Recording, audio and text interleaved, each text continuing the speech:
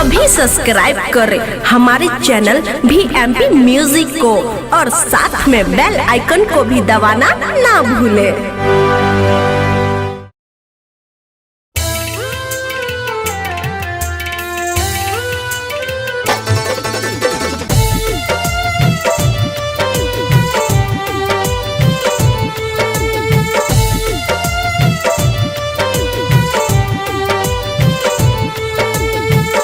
बचपन से रखल ये पापा तुला हसीबा नाई के।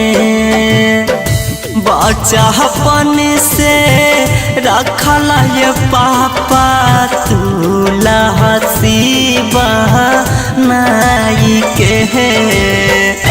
आज काहे ते जला ये पापा पथल करे जावा बहनाई के।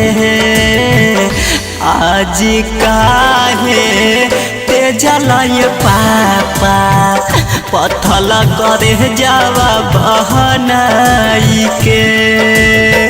धन दौलतिया रखल ये पापा घर में सजाई के।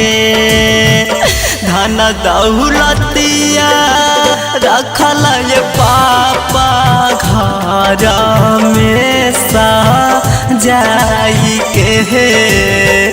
कवन करहनवा ते जला ये पापा बेटिया दुलारी के।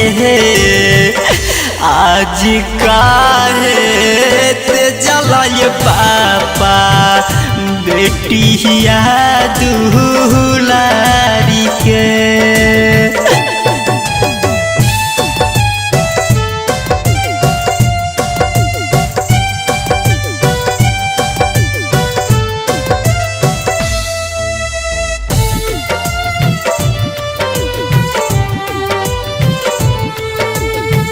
सोने के लोटनिया भारी भारी पनिया चाचा हो पिलाई के। सोने के लोटनिया भारी भारी पनिया चाचा हो पिलाई के। कवन कसूर पर ते जलाय चाचा धिया दुलारी के। कवन करहनवा ते जलाय चाचा धिया दुलारी के।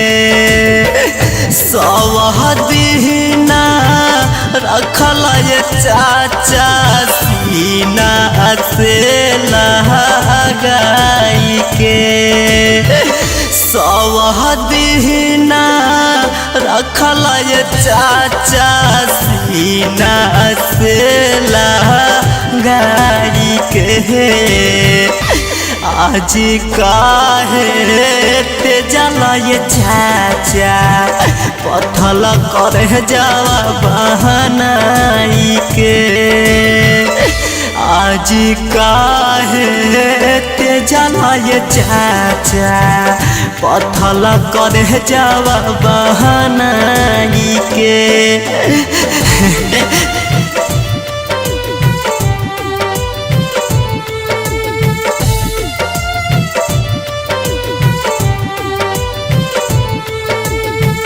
बीचे अगनैया रोवतरन भैया फाटे करे जावा माई के। बीचे अगनैया रोग सतिया भैया फाटे करे जावा माई के। खुश कैसे रहबै पापा हमके दूर भागाई के। खुश कैसे रहबै पापा हमके दूर भागाई के। राइटर राजेशवा लिखल ये पापा बेटी के दुहाई के। अविनाश सोनू मनीष लिखल ये पापा बेटी के दुहाई के। निरमल बिनहाई गावेले पापा अखिया से लोहरावा बहाई के। निरमल बिनाई गावेले गीतिया अखिया से लोहरे बहाई के।